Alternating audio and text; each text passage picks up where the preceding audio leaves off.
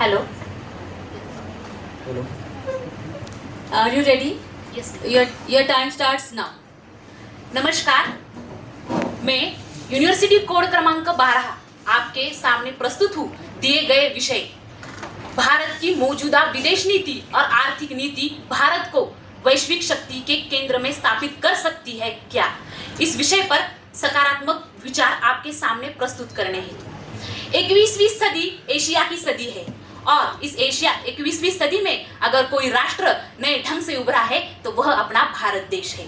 विश्व की सबसे बड़ी अर्थव्यवस्था और विश्व का सबसे बड़ा गणतंत्र, सबसे ज्यादा युवा शक्ति होने वाला राष्ट्र और सबसे ज्यादा डिजिटल साक्षरता रखने वाला राष्ट्र हमारा भारत देश है। इसीलिए मैं पूरे दावे के साथ कह सकती हूँ कि जी हाँ, भारत की विदेश नीति और आर्थिक नीति भारत को वैश्विक शक्ति में एक नेतृत्व का स्थान प्रदान कर सकती है।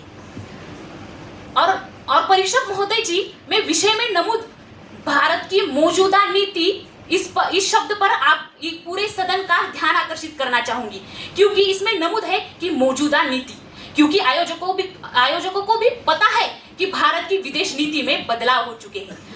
20वीं सदी में आदर्शवाद को लेकर चलने वाली हमारी विदेश नीति आज 21वीं सदी में वास्तववाद को लेकर चल रही है। हमारे देश की जरूरतों और हमारे देश की राष्ट्रहित को सर्वोपरि लेकर हमारे देश की विदेश नीति तय की जा रही है। हमारे भारत के विदेश मंत्री एस जयशंकर जी कहते हैं कि भारत की विदेश नीति केवल गुट निरपेक्षता नहीं है बल्कि गुट बहुलता भी है। इसका मतलब हमारा भारत वैश्विक मंच पर भी, जैसे क्वाड, एशियान, एससीओ, G20 की सफल अध्यक्षता और सार्क के विस्तार में एक नेतृत्व की भूमिका यह सिद्ध करती है कि भारत की ओर दुनिया एक उभरते नेतृत्व की नजरिए से देख रही है। और हमारे कोविड काल में हमारे भारत ने वैक्सीन मैत्री के अंतर्गत 100 से भी अधिक राष्ट्रों को सहायता करके यह सिद्ध कर दिया है कि हमारा भारत केवल अपने लिए नहीं बल्कि विश्व की मानवता के लिए कार्य करता है। और हमारे राष्ट्रपिता महात्मा गांधी जी भी कहते थे, उनका विचार था कि भारत दुनिया का नेतृत्व शक्ति पर नहीं बल्कि मूल्यों पर करेगा। और मुझे ये गांधी जी का विचार सफल होता नजर आ रहा है। और परीक्षक महोदय, रही बात आर्थिक नीति की,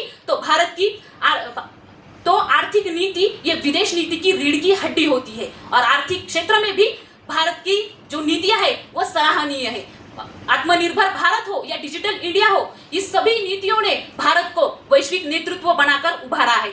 इसका प्रमाण देता है कि भारत में जो सैमसंग है कंपनियां हैं, जो टेस्ला कंपनियां हैं, इन जैसी और एप्पल कंपनियां हैं, इन जैसी कंपनियां भारत में निवेश कर रही है। ये इसका प्रमाण देता है कि भारत की ओर आज पूरा विश्व एक सकारात्मक नजरिए से देख रहा है। और 2024-25 वर्ष में 84 बिलियन डॉलर की एफडीआई भारत ने अपनी ओर आकर्षित की है। और यह इसका द्योतक है कि हमारा भारत एक नई उभरती आर्थिक शक्ति के रूप में उभर रहा है।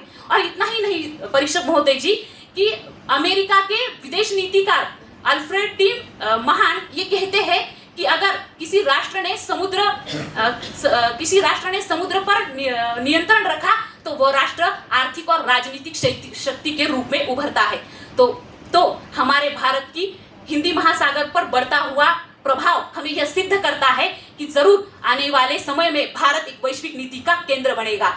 और उसके उदाहरण के लिए भारत की विदेश नीति किसी पाश्चात्य राष्ट्र के निर्णयों पर तय की नहीं जाती। आज भारत की जरूरतें और राष्ट्रहित को ध्यान में रखते हुए ये विदेश नीति तय की जाती है।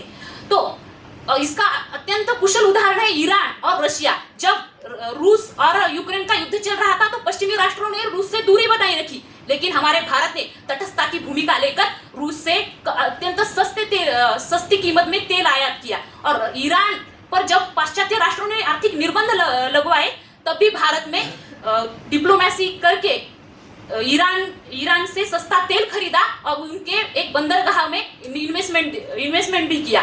और थॉमस जेफरसन कहते हैं कि अगर कोई राष्ट्र अपनी भविष्य की चिंताओं को लेकर अगर कोई दृढ़ संकल्प करता है तो उससे दुनिया की कोई शक्ति नहीं रोक सकती। तो मुझे लगता है थॉमस जेफरसन का ये वचन भारत के रूप में अत्यंत सार्थ है और इसी कथन पे रुकती हूँ। धन्यवाद।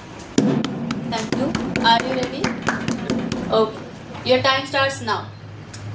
भारत एक महान सभ्यता और हजारों साल पुरानी विरासत है, ये सब ठीक है, लेकिन जबकि वैश्विक शक्ति की बात आती है तो वैश्विक शक्ति का रास्ता सिर्फ सपनों से नहीं, वो जाता है तैयारी, परिपक्वता एवं स्थायी नीतियों के मार्ग से। और वही आज की हमारी वास्तविकता हमें इससे कहीं पे दूर ले जाती है। मैं कहना चाहूँगा भारत महाशक्ति बन सकता है, वैश्विक शक्ति बन सकता है, लेकिन अभी नहीं, इन नीतियों और इतनी तैयारी के आधार पे तो अभी नहीं। मैं प्रतिस्पर्धी रिपोर्ट क्रमांक 12 प्रस्तुत विषय के विपक्ष में अपने मत प्रस्तुत करना चाहूँगा। मित्रों, जैसे कि हमने देखा है कि इस विषय के शुरुआत में एक शब्द है, प्रश्नार्थक शब्द है क्या। यह शब्द ही यह बताता है कि आयोजकों को भी इस देश की जो नीतियाँ है उनमें की सफलता में कोई ना कोई शंका है। और इतना ही नहीं, मुझे लगता है कि हमें जो कि हमारी नीतियाँ है उनको इस विषय को 3 भागों में देखना चाहिए। पहला, हमारी विदेश नीति की खामियां क्या है। दूसरा, हमारी जो आर्थिक नीति है उसमें हमारी कमजोरी क्या है। और तीसरा है कि यह दोनों मिल करके हमें कैसे वैश्विक शक्ति बनने से हो। जैसे कि हमारे प्रतिस्पर्धियों ने कहा कि हमारे स्पर्धियों ने यहाँ पे आकर हमारी विदेश नीति का बहुत सारा गुणगान किया। मैं उनसे कहना चाहता हूँ, महात्मा गांधी जी ने कहा था, अस्पष्टता किसी भी नीति की सबसे बड़ी कमजोरी होती है, और वही अस्पष्टता मुझे आज हमारी विदेश नीति में दिखती है। एक तरफ तो हम रशिया और यूक्रेन के युद्ध में कहीं ना कहीं अलग पड़े हैं, और जबकि हम क्वाड में एक साथ में आते हैं। हम देखते हैं कि एक तरफ 2020 से लेकर के आज तक गलवान में चीन के साथ हमारी सीमा पे वाद है। कल की न्यूज़ है कि हमारे एक प्रवासी जो कि लंदन से जापान जा रहे थे, उन्हें शंघाई एयरपोर्ट पे आके सैनिकों ने रोका और उन्होंने कहा कि हम अरुणाचल प्रदेश को भारत का हिस्सा नहीं मानते, और उसी देश के साथ हमारा देश आज भी ज़्यादातर व्यापार करता है। और हम कहते हैं कि हमें क्या है, तो हमें वैश्विक शक्ति बनना है। इतना ही नहीं, हमारे अटल बिहारी वाजपेयी जी ने कहा था, हम अपने दोस्त बदल सकते हैं लेकिन अपने पड़ोसी नहीं। और हम जब अपने पड़ोसियों पे आते हैं तो मुझे लगता है 2020 में चाहे वो नेपाल के साथ में हमारा नक्शे का विवाद हो, 2022 में श्रीलंका में आर्थिक सहायता के बावजूद भी चीन के साथ में उसके जो रिश्ते हैं उसमें बढ़ोतरी हो, उतना ही नहीं, 2023 में मालदीव में इंडिया आउट का कैंपेन हो, 2024 में बांग्लादेश में जो राजनीतिक अस्थिरता है उसमें भारत की स्थिति पे खड़े हुए प्रश्न हो, और जब हम पाकिस्तान पे कहते तो हमारा उसके साथ तो सवाल तो खत्म नहीं हो सकता। ये सब हमें बताते हैं कि हमारी जो कि पड़ोस में हमारी स्थिति है वो हम हमारे पड़ोस में अपनी विश्वसनीयता कहीं ना कहीं गवा चुके हैं। 2024 का एक दक्षिण एशियाई सर्वेक्षण बताता है कि हमारे पड़ोस के 53% लोग मानते हैं कि भारत एक अच्छी शक्ति है, लेकिन वह कहीं ना कहीं असावधान शक्ति है। हम कह सकते हैं कि सार्क मर चुका है, बिम्स्टेक धीमा है, और इतना ही नहीं, हमारे जो पड़ोसी है उन्हें शक है कि भारत कहीं ना कहीं अपने एक बड़े भाई की कूटनीति का प्रयोग कर रहा है। और मैं प्रश्न करना चाहूँगा, जो देश ये अपने आसपास का नेता नहीं हो सकता वो कैसे पूरे विश्व का नेतृत्व करेगा। मेरे प्रतिस्पर्धियों ने ये भी कहा कि हमारी आर्थिक नीति बहुत अच्छी है। मैं उनसे भी कहना चाहूँगा कि हमारी आर्थिक नीति सिर्फ और सिर्फ खोखली